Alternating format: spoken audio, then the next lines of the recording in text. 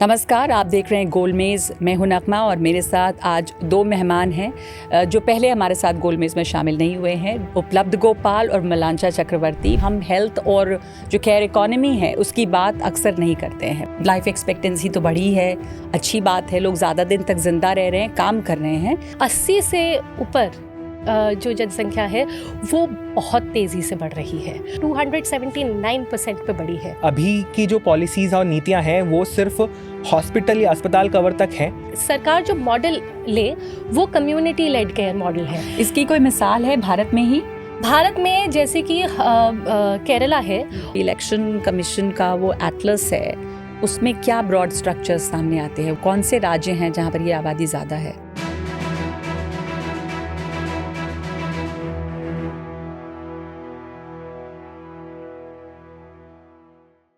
नमस्कार, आप देख रहे हैं गोलमेज़। मैं हूं नगमा और मेरे साथ आज दो मेहमान हैं जो पहले हमारे साथ गोलमेज़ में शामिल नहीं हुए हैं। उपलब्ध गोपाल और मलांचा चक्रवर्ती, बहुत स्वागत है आप दोनों का। और पहली दफ़ा ये दोनों हमारे शो में आए इसलिए भी क्योंकि हम हेल्थ और जो केयर इकोनॉमी है उसकी बात अक्सर नहीं करते हैं। बात हम करते हैं फॉरेन पॉलिसी की, स्ट्रेटेजिक अफेयर्स की, लेकिन ये कितना अहम है इस पर बात करना। उपलब्ध आपने जो हाल ही में एक आर्टिकल भी लिखा जिसमें इंडिया के भारत के ग्रे वोट की बात हो रही है, और बात ये हो रही है कि कैसे वो आखिरकार एक क्वाइट किंग मेकर के रूप में सामने आ रहा है, यानी कि इलेक्टोरल पॉलिटिक्स में, चुनावी राजनीति में उसका बहुत महत्व है। तो सबसे पहले यही बता दें अपने दर्शकों को, बहुत कम इस पर बातचीत होती है कि ग्रे वोट क्या है, इससे हम क्या समझें और इसका क्यों महत्व है, अब किसकी चर्चा हो रही है। जी, तो ग्रे वोट से मेरा मतलब था ऐसा मतदाता वर्ग जो 60 की उम्र के ऊपर है, और मेरे हिसाब से इन मतदाताओं की संख्या बढ़ती जा रही है। इसके दो कारण देखे जा सकते हैं। पहला कि भारत के लोग धीरे धीरे उम्र में ज़्यादा लंबी तरह से जी रहे हैं, और दूसरा ये मतदाता वर्ग इसलिए ज़्यादा इम्पोर्टेंट होता जा रहा है क्योंकि बुजुर्ग जन जो हैं वो नियमित रूप से मतदान करने जाते हैं। हाल ही में पिछले साल फरवरी 2025 में चुनाव आयोग ने एक एटलस जारी किया था जिसमें वे भारत के मतदाताओं को विभिन्न श्रेणियों में बांट कर उसे तरह तरह से एनालाइज करते हैं।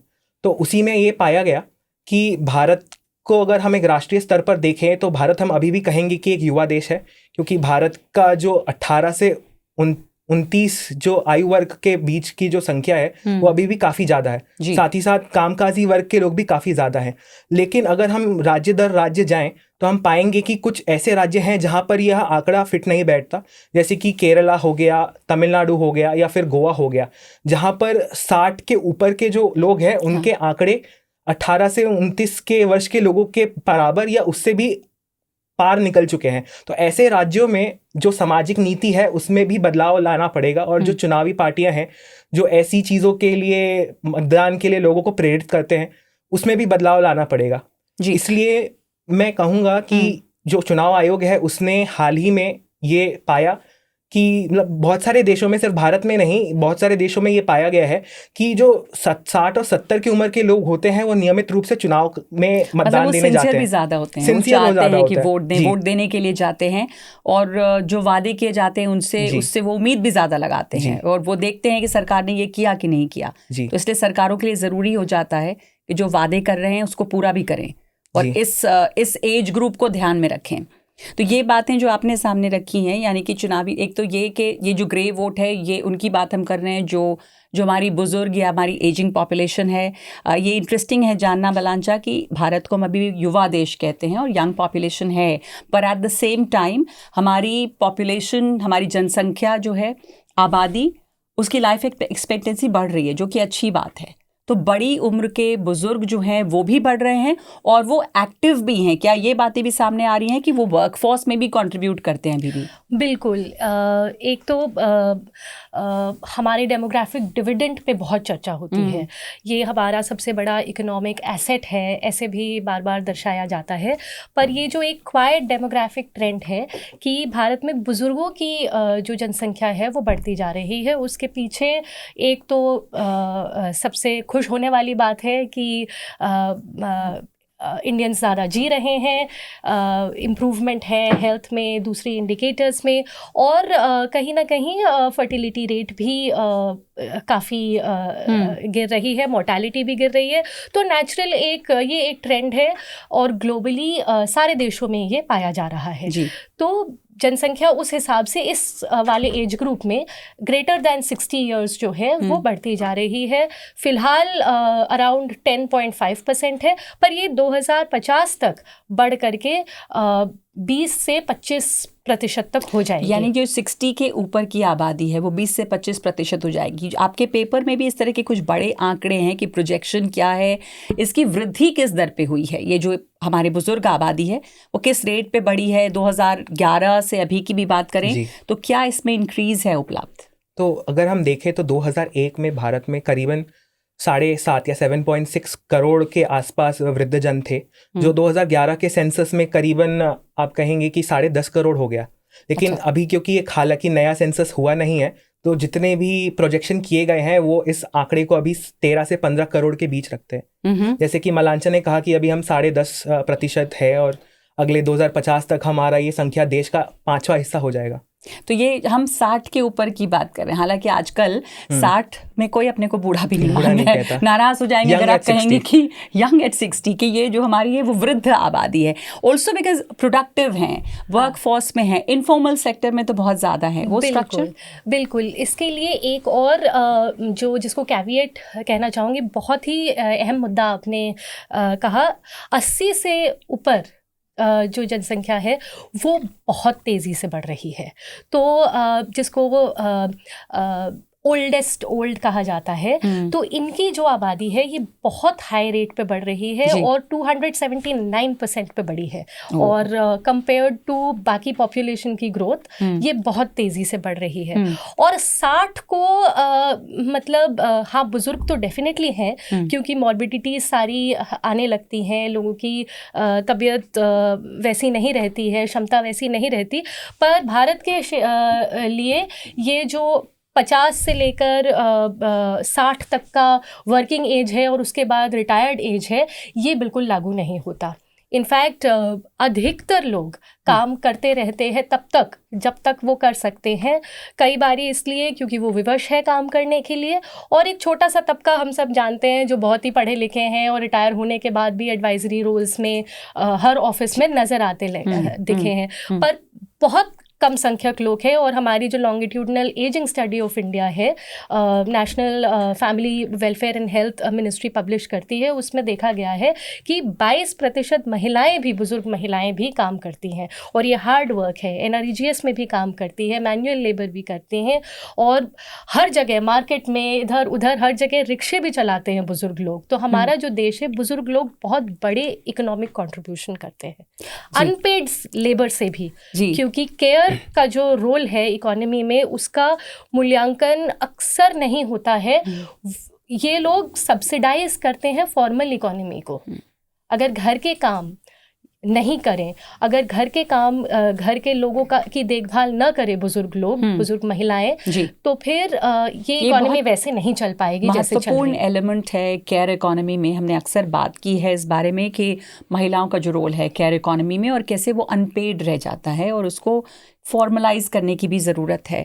अब आपने मलांचा पर बहुत काम किया है। जब आप केयर गिविंग की बात करती हैं तो अभी तक हमारी जो नीतियां हैं सरकार की तरफ से, जो सोशल पॉलिसीज़ हैं, वो क्या हैं? मैं सिर्फ ये नहीं समझ रही अभी कि पेंशन के रिलेटेड या जो हेल्थ केयर हम हॉस्पिटल में प्रोवाइड करते हैं वो, बल्कि उसके बीच में, उस दौरान में हम अपने एजिंग पॉपुलेशन को किस तरह की सोशल पॉलिसीज़ हैं गवर्नमेंट की तरफ से, कैसे ध्यान रख रहे हैं उनका, और उसमें क्या बदलाव होना चाहिए अभी? देखिए, एक तो जो नेशनल सोशल असिस्टेंस प्रोग्राम है, आपने सिर्फ हालांकि आपने कहा कि पेंशन के बाहर की चीज़ों के बारे में, तो उल्लेखनीय तो ये है जो जिसको हमने बहुत सेलिब्रेट किया कि हॉस्पिटलाइजेशन जो है वो 70 के अबव के लोगों के लिए अब यूनिवर्सली हेल्थ कवरेज हो गया। पर ये जो हेल्थ से रिलेटेड जो कॉस्ट्स हैं, अपार्ट फ्रॉम हॉस्पिटलाइजेशन, जब हम हॉस्पिटल नहीं जा रहे हैं या हॉस्पिटल से रिलीज़ होने के बाद के जो खर्चे हैं, फिजियोथेरेपी हो गया, मेडिकल टेस्ट हो गई, कंसल्टिंग हो गई, ये सब कवर्ड नहीं होती हैं। और out of pocket expenses in health, और ये नीति आयोग की रिपोर्ट भी मानती है, सबसे बड़ा कारण है जिसकी वजह से भारत में परिवार कर्जे में डूबते हैं। और 40% बुजुर्ग लोग जो है वो सबसे पुअरेस्ट क्विंटाइल में है।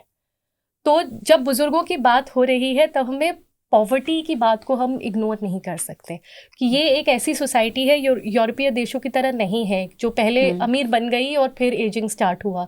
हमारे यहाँ पे पर्सनल इनकम्स अभी भी बहुत लो है जी।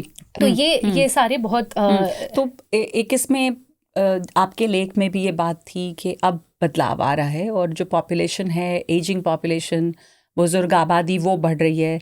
2026 का मैं देख रही थी कि जो share of senior citizen 11.4% and by 2050 60+ population जो है वो 20.8% हो जाएगी। तो जो नीतियाँ अभी थीं उसमें किस बदलाव को आपने महसूस किया कि होना चाहिए? What should we prepare for? क्योंकि हम तैयार नहीं थे इस चीज़ के लिए ना। लाइफ एक्सपेक्टेंसी तो बढ़ी है, अच्छी बात है, लोग ज़्यादा दिन तक जिंदा रह रहे हैं, काम कर रहे हैं, तो उनको एक अलग तरह के केयर की भी ज़रूरत है। तो उसके लिए मतलब हमें ये समझना होगा कि तैयारी किस तरह की है, क्या बदलाव चाहिए हमें। जी, तो सबसे पहला बदलाव मैं कहूँगा कि अभी हम क्या है, परिवार संभाल लेगा मॉडल पे हैं। बुजुर्गों को लेकर हमें उस मॉडल से हटकर हमें आगे जाकर स्टेट रिस्पॉन्सिबिलिटी की बात करनी होगी जी, जहां पर हम थोड़ा बहुत दायित्व स्टेट पर दें कि वृद्ध जनों की सेवा कैसी की जा सकती है।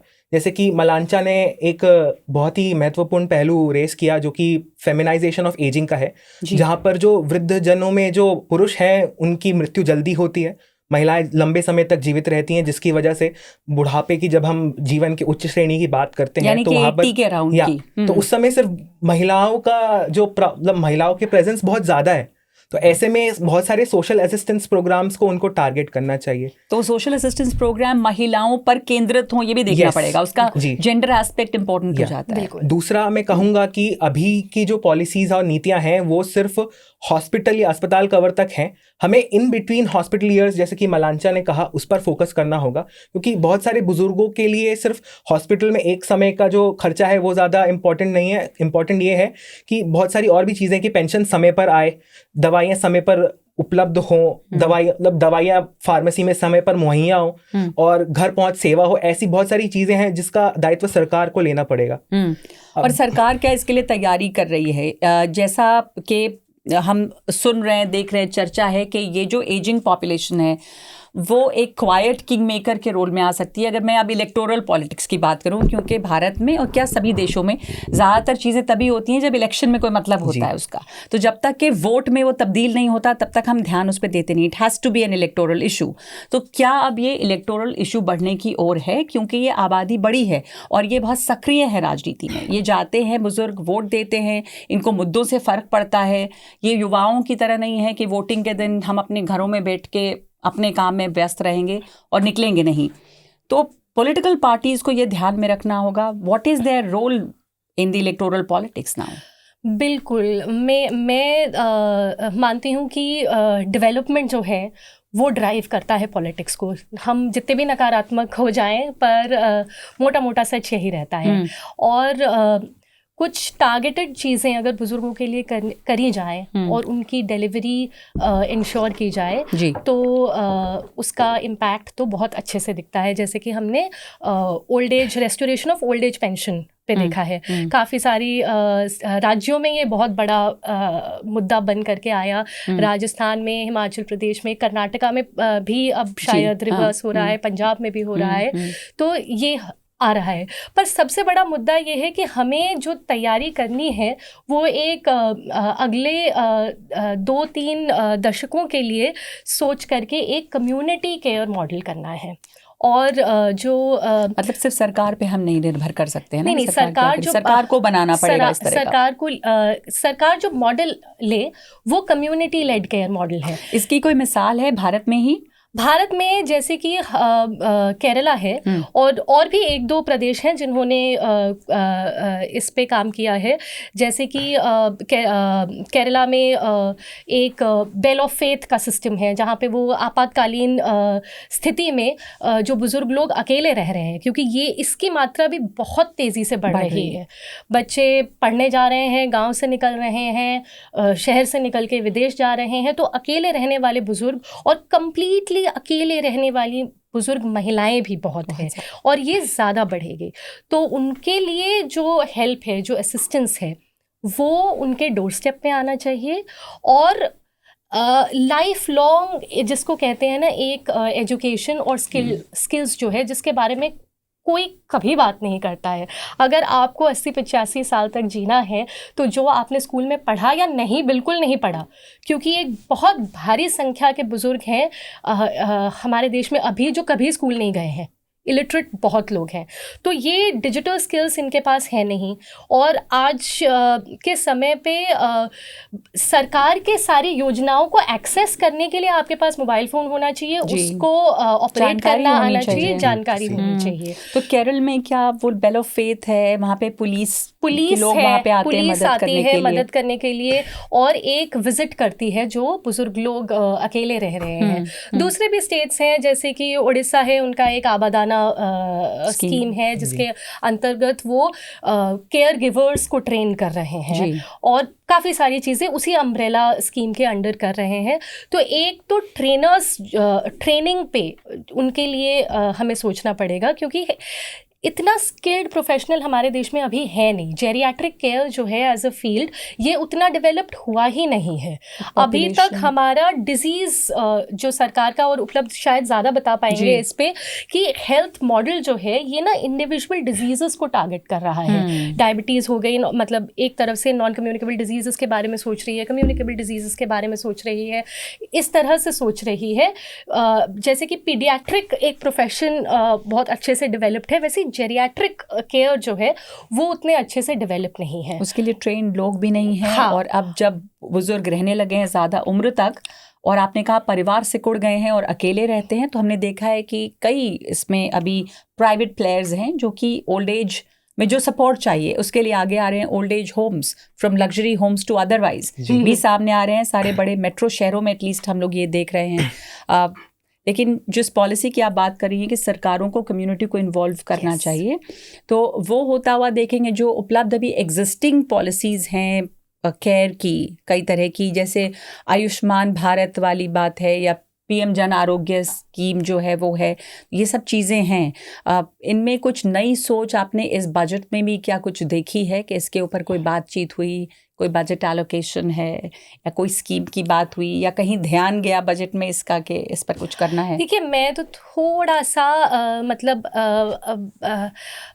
जिसको कहते हैं ज़रा सा डिसअपॉइंट हूँ कि जो नेशनल सोशल असिस्टेंस प्रोग्राम है उसके तहत जो सेंटर का कंट्रीब्यूशन है वो बहुत ज़्यादा नहीं बढ़ा है। मतलब क्योंकि मैं इस फील्ड में काम करती हूँ, मेरी आशा जितनी थी नहीं बढ़ी है। और अधिकतर लोड जो है इसमें जो स्टेट्स हैं वो जो टॉप अप दे रही हैं, इस वजह से कुछ स्टेट्स में पेंशन का अमाउंट बहुत ज़्यादा रिलेटिवली ज़्यादा है कंपेयर टू दूसरे प्रदेश जो खुद ही फिस्कली उतने स्ट्रॉन्ग नहीं है, वो उतनी बड़ी टॉप अप नहीं देते हैं। तो वो अमाउंट अभी भी 200 से लेकर 500 रुपये प्रति माह तक जो सेंटर का कॉन्ट्रीब्यूशन है वो वहीं पे है। हालांकि कुछ स्टेट्स हैं जिन्होंने बहुत बड़ा टॉप अप देके उसको 3,000 3,500 तक का प्रतिमाह कर दिया है, पर ये अनइवन है। जो सोशल पेंशन है वो एक इक्वल अमाउंट नहीं है, सारे राज्यों में एक इक्वल अमाउंट नहीं है। तो कहीं ना कहीं मतलब राज्य सरकार पे पूरी तरह से नहीं छोड़ सकते हैं, क्योंकि काफ़ी सारे प्रदेश ऐसे हैं। आपको उम्मीद थी कि कुछ और थोड़ी उम्मीद थी कि वहाँ पे जो थोड़ी मायूसी है कि इंदिरा गांधी नेशनल जो ओल्ड एज पेंशन है या विडो पेंशन है, क्योंकि वहाँ पे स्थिति जो है ना बहुत ही दयनीय है। जो बुजुर्ग महिलाएं गाँव में रहती हैं, और कहीं ना कहीं एक ग्रेडेशन भी ज़रूरत है। एल्डर्स मतलब अबव 60 नहीं, जो 65 है पर बहुत ज़्यादा डिसेबल्ड हो गया है, उसकी स्थिति किसी दूसरे से अलग है। हो सकती है। जो ऑक्टोजेनेरियन है उनकी स्थिति टिपिकली बहुत ज़्यादा ख़राब है, जो अर्ली जिसको यंग ओल्ड्स कहते हैं 60 से 70 तक का। तो हमें हमारा जो केयर मॉडल होगा वो थोड़ा डिफ्रेंशिएट करना पड़ेगा और नीड बेस्ड हेल्प जो है उसके बारे में सोचना पड़ेगा। उसकी अब शुरुआत होगी क्योंकि भारत अब उस ओर बढ़ रहा है जहाँ पर हमें ये चीज़ों को सुधारना होगा, ध्यान उस तरफ जाएगा। इसलिए जैसा आपने अपने पेपर में भी आर्ग्यू किया है कि ये पॉलिटिशियंस के लिए, पॉलिटिक्स के लिए, चुनावी राजनीति के लिए भी बहुत अहम हो जाते हैं। तो धीरे धीरे ध्यान इस ओर भी जाना होगा, वादे करने होंगे। कई राज्यों में ये वादे किए गए और पूरे हुए, और जहाँ नहीं पूरे हुए वहाँ पे मायूसी भी होती है और अगली बार वोट नहीं देते हैं लोग। फिर खास करके बुजुर्ग इन चीज़ों को याद रखते हैं। जी, तो क्या देखा इसका एक उदाहरण मैं देना चाहूँगा कि आंध्र प्रदेश में 2019 में जब असेंबली चुनाव हुए थे तो उस समय वाईएसआर कांग्रेस और तेलुगु देशम पार्टी के बीच पेंशन का मुद्दा बहुत ही महत्वपूर्ण बन गया था। वहाँ पे दोनों ही आपस में एक दूसरे से पेंशन के रकम को लेकर काफ़ी झगड़ रहे थे। फाइनली जब एक उम्मीदवार जो मतलब वाईएसआर कांग्रेस जब फाइनली जीतकर सत्ता में आई तो उन्होंने अपना वादा पूरा किया और पेंशन की रकम 2000 रुपये तक से ऊपर तक बढ़ाई, वो भी फेजेस में। फिर फाइनली जब चंद्रबाबू नायडू की सरकार वापस आई 2024 में तो उन्होंने भी फिर अभी पेंशन बढ़ाने का वादा किया था और वो बढ़कर 4000 रुपया महीना के अराउंड हो गया है। साथ ही साथ उन्होंने जो एज थ्रेशोल्ड होता है पेंशन पाने का उसे भी कम कर बढ़ाया। तो ऐसा हो सकता है कि शायद ये बुजुर्ग मतदाताओं को लुभाने के लिए एक तरीका हो। जी, क्या आपने राज्यों में भी फ़र्क देखा है अपनी बुजुर्ग होती आबादी में? क्योंकि ये क्रॉस इंडिया बराबरी से नहीं राज्यों में मतलब वृद्ध आबादी बढ़ रही है। कुछ राज्य जहाँ लाइफ एक्सपेक्टेंसी ज़्यादा होगी वहाँ पर ये बुजुर्ग आबादी ज़्यादा होगी। तो जो इलेक्शन कमीशन का वो एटलस है उसमें क्या ब्रॉड स्ट्रक्चर्स सामने आते हैं? वो कौन से राज्य हैं जहाँ पर ये आबादी ज़्यादा है? जी, जैसा कि मैंने पहले बताया, केरला, गोवा, तमिलनाडु ऐसे कुछ राज्य हैं जहाँ पर 60 के ऊपर के जो लोग हैं उनकी संख्या 18 से 29 वर्ग के आसपास या उनसे ज़्यादा पहुँचती जा रही है। तो वहीं साथ ही साथ जो 85 वर्ष के ऊपर के बुजुर्ग हैं उनकी संख्या भी इन राज्यों में थोड़े हद तक बढ़ रही है। तो क्या इन राज्यों ने ऑलरेडी कुछ काम शुरू कर दिया है इस ओर? वहाँ पे अलग होगा उन दूसरे राज्यों के मुकाबले जहाँ पर ये पॉपुलेशन उतनी नहीं पहुँची है अभी। जैसे अगर हम नेशनल डेटा की बात करें तो कुछ टॉप 5 राज्य हैं जैसे कि केरल, पंजाब, हिमाचल प्रदेश, तमिलनाडु और जैसे कि मलांचा गोवा की बात कर रही थी। तो ऐसे राज्य टॉप 5 राज्य मैं कहूँगा जिनकी बुजुर्गों की आबादी काफ़ी ज़्यादा है। केरल का जैसे कि मलांचा ने बेल ऑफ फेथ के बारे में बात किया। वहीं दूसरी ओर केरला का एक बहुत ही महत्वपूर्ण प्रोजेक्ट है जिसे वो वयोमित्रम प्रोजेक्ट कहते हैं। एक ये सर्विस डिलीवरी मॉडल पर बेस्ड है। इसके थ्रू वो डे केयर भी ऑफर कर रहे हैं बुजुर्गों को, साथ ही साथ मेंटल सपोर्ट हेल्पलाइन। इसके अलावा मैं कहूँगा कि जो तमिलनाडु है वहाँ पर एक इंटीग्रेटेड स्कीम चलती है, वो एक वेलफेयर स्टेट मॉडल है। इसके अलावा हिमाचल और पंजाब को भी आगे बढ़ना होगा और अपनी राजनीतिक पहलुओं में उन्हें सोशल पॉलिसी को भी लाना होगा। ये स्टेट्स एक्चुअली जो मैं देखती हूँ कि कुछ स्टेट्स ना सारे डेवलपमेंट इंडिकेटर्स में जो अच्छा परफॉर्म करती हैं वो एल्डरली केयर में भी अच्छा परफॉर्म करती हैं। केरल तो हम देखते हैं हर क्षेत्र में मिसाल बन करके आती है। तो केरला भी है, तमिलनाडु भी है। इनकी ना हेल्थ केयर का जो इंफ्रास्ट्रक्चर है इंक्लूडिंग रूरल हेल्थ केयर जो सेंटर्स वगैरह हैं ये काफ़ी डेवलप्ड है और सर्विस डिलीवरी भी बहुत अच्छी है।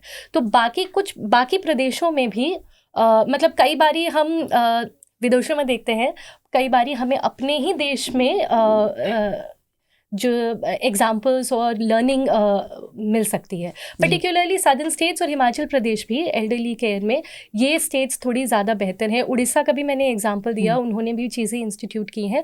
तो स्टेट्स एक दूसरे की तरफ देखें तो भी काफ़ी सारी चीज़ें सीख सकते। तो हम अगर मोटे तौर पे इसको ओवरऑल समझना चाहें आपसे आखिर में कि हमारी आबादी अब और बुज़ुर्ग हो रही है, हमारी लाइफ एक्सपेक्टेंसी बढ़ी है, इसलिए भारत भले ही एक युवा देश है और युवाओं की आबादी ज़्यादा है, लेकिन बुज़ुर्गों की आबादी भी जल्दी ही इतनी महत्वपूर्ण होगी कि वो हमारी राजनीति में भी दखल देंगे, ज़्यादा दखल देंगे। और इसलिए भी कि एक समाज के तौर पे, एक देश के तौर पे उनके ध्यान रखने के लिए हमें नई नीतियां भी बनानी पड़ेंगी। इस वक्त हम अपने बुजुर्गों को किस तरह देखते हैं और उसमें क्या बदलाव होता हुआ देख रही हैं आप, जो करना ही पड़ेगा? सबसे पहले तो मतलब मैं रीइटरेट करूँगी कि फैमिली तो प्राइमरी केयर गिवर रहेगा, पर फैमिली के ऊपर पूरा बोझ जो है वो नहीं दे सकते। सोशल पेंशन का कवरेज जो है उसको मैसिवली बढ़ाने के लिए मैं रेकमेंड करूँगी, क्योंकि जिन परिवारों में ऐसा भी डेटा है, जिन परिवारों में बुज़ुर्ग लोग हैं वहाँ का मंथली पर कैपिटा एक्सपेंडिचर जो है वो लोअर है, उनकी इनकम करने की एबिलिटी भी लो है, उनकी जो सालाना इनकम है वो 42,000 समथिंग है, और ऐसी फैमिलीज़ जहाँ पर बुज़ुर्ग लोग नहीं हैं वो 49,000 समथिंग है। तो फैमिलीज़ को भी सपोर्ट मिलता है जब बुज़ुर्ग लोगों के पास केयर और एक सम सोर्स ऑफ इनकम हो। और पेंशन जो है मतलब चुनाव आते हैं तो ही ना बढ़े, वो इन्फ्लेशन इंडेक्स्ड हो, मतलब 5 साल तक के लिए इंतज़ार करें कि कोई सरकार आएगी उससे नेगोशिएट करके फिर वो बढ़ेगा, ये नहीं होना चाहिए मेरे हिसाब से, क्योंकि इनकम्स तो इन्फ्लेशन इंडेक्स्ड मार्केट कर देता है, पेंशन भी किसी तरह से, सोशल पेंशन भी इन्फ्लेशन इंडेक्स्ड होना चाहिए, क्योंकि हर चीज़ों के दाम बढ़ रहे हैं और स्पेशली मेडिकल इन्फ्लेशन जो है वो बहुत ज़्यादा है। और ये बहुत महत्वपूर्ण है कि ये ज़रूर इतना फ़र्क तो आया है कि इस पर बातचीत हो रही है, चर्चा हो रही है, लोगों के सामने ये बात आ रही है, और ये आबादी जो है जिसे हम ग्रे वोट कह रहे हैं, वो ग्रे वोट वर्ड भी इस्तेमाल हो रहा है, टर्म भी, वो अपने आप में महत्वपूर्ण है। और धीरे धीरे हम आप आज बात कर रहे हैं, ये सरकार तक भी बात पहुंचेगी और नीतियों में बदलाव भी आएगा। आप कुछ इसमें जोड़ना चाहते हैं? जी, मैं कहूँगा मलांचा के पॉइंट से ही मैं आगे ले जाऊँगा कि पेंशन सिर्फ एकमात्र रास्ता नहीं होना चाहिए। मैं काउंटर पॉइंट रेस करूँगा कि जो संजीव सान्याल हैं, जो प्रधानमंत्री के आर्थिक सलाहकार परिषद के मेंबर हैं, उन्होंने अभी कहा कि जनरेशनल डिफाइंड पेंशन के बारे में उन्होंने ये कहा कि ये एक तरीके का जनरेशनल लाइबिलिटी या दायित्व बनता जा रहा है। बहुत सारे अंतर्राष्ट्रीय स्तर पे ऐसे राज्य हैं जहाँ पर आप पाएंगे कि उनको पेंशन की समस्या कठोर उनके आर्थिक स्थिति पर पड़ रही है। भारत अभी अपनी पेंशन स्थिति पर, मतलब उन देशों के लिए मुश्किल हो रहा है इतने सारे पेंशन देना। तो भारत अभी अपनी पेंशन पर जीडीपी का 2.5% 2 से 2.5% खर्च करता है। वहीं आप देख, जैसे अमेरिका है वो 5% खर्च करता है। वहीं अब फ्रांस को ले लीजिए, जहाँ पे मार्च 2023 में काफ़ी सरकार तक हिल गई, सिर्फ 9 वोटों से सरकार बची क्योंकि उन्होंने पेंशन की एज को बढ़ाने का फैसला लिया। मतलब पेंशन एक पॉलिटिकल इशू है, बट मैं कहूँगा कि इसके साथ साथ हमें और भी चीज़ें देखनी चाहिए, जैसे कि भारत में एक रेफरल पाथवे बनाना, मतलब कि कोई बुजुर्ग आ रहा है तो उसकी गैर संक्रामक रोग जो होते हैं आजकल, जैसे डायबिटीज़, कैंसर, लाइफस्टाइल रिलेटेड चीज़ों के लिए स्क्रीनिंग बहुत ज़रूरी है और इनका रेफरल हायर टर्शरी सेंटर्स की तरफ। इसके अलावा मैं कहूँगा कि जो बुजुर्ग जन हैं इनके लिए मेंटल हेल्थ सर्विसेज, जो मानसिक रोग विशेषज्ञ हैं और जो इनकी मानसिक सेवाएं होनी चाहिए हमारे भारत के स्वास्थ्य प्रणाली में, वो भी ज़रूरी हैं। जैसे कि अंग्रेज़ी कहावत है कि no man is an island, तो वैसे ही जैसे कि हमने अभी अपने टॉक में मेंशन किया कि बहुत सारे महिलाएं अकेली रह रही हैं, तो सिंस वे अकेली रह रही हैं तो बहुत सारे मानसिक रोगों का रिस्क इन महिलाओं में बढ़ रहा है, जैसे कि डिमेंशिया हो गया या अल्जाइमर्स हो गया या फिर डिप्रेशन या और भी डिफरेंट फीलिंग्स हो गई, जो कि लास्ट रिपोर्ट में मेंशन्ड है। साथ ही साथ जैसे कि मैंने कहा कि उम्र के साथ साथ बुजुर्गों का वोट देना निम्न, मतलब बहुत अच्छे से वो वोट डालते हैं, बम्पर वोटिंग करते हैं, हाँ। लेकिन एक उम्र के बाद उनकी वोटिंग रुचि की वजह से नहीं रुकती, बल्कि शारीरिक बाधाओं या मोबिलिटी इश्यूज की वजह से रुकती है। बिल्कुल, हमने देखा व्हील चेयर्स पे बैठ के बहुत सारे लोग आते हैं। तो इसलिए चुनाव आयोग ने क्या बोलते हैं इस 85+ जो वर्ग है उसके लिए उन्होंने होम बेस्ड वोटिंग का भी प्रावधान किया है, जो कि एक महत्वपूर्ण कदम है इस दिशा में कि और बुजुर्ग लोग जो कि अगर आपकी पॉलिटिकल पार्टी के फेवर में वो जाके वोट दें, तो ये एक इशू हो सकता है कि इस तरह की नीति को आगे बढ़ाने सोचना का पड़ेगा कि क्या वो करें, ताकि इन बुजुर्गों का अगर संख्या बढ़ती है तो उनके वोट भी वो हासिल करें। आप ऑफ कोर्स इस वोट की पॉलिटिक्स से अलग हटके भी इस बात को आपने बार बार कहा, और ज़रूरी भी है कि क्यों ज़रूरी है ये केयर गिविंग इकॉनमी, और हमारी अर्थव्यवस्था में अपने आप किस तरह से बल मिल सकता है अगर हम इनका ख्याल करेंगे तो, क्योंकि ये प्रोडक्टिव भी हैं, हमारी व्यवस्था से जुड़े हुए हैं, प्रोडक्टिव भी है, और इनके केयर से ही यंग लोगों को जॉब्स भी मिलेंगे जी। तो जो जी। नए सेक्टर्स हैं जहाँ पे केयर इकोनॉमी में ही जॉब्स क्रिएट होंगे, तो हम जहाँ पे ट्रेडिशनल सेक्टर्स में देख रहे हैं कि वहाँ पे इतनी एम्प्लॉयमेंट ग्रोथ नहीं है, तो फ्यूचर ग्रोथ यहीं पे होगी, केयर इकोनॉमी में ही। और ये एक बहुत महत्वपूर्ण बात है कि अगर ये सेक्टर इस तरह से आइडेंटिफाई होता है कि केयर इकोनॉमी एक बहुत बड़ा क्षेत्र बनकर उभर रहा है जहाँ पर नई नौकरियों की गुंजाइश भी है, तो वो सबके लिए ही प्रॉफिटेबल है। धन्यवाद आप दोनों का इस बातचीत के लिए, बहुत बहुत शुक्रिया।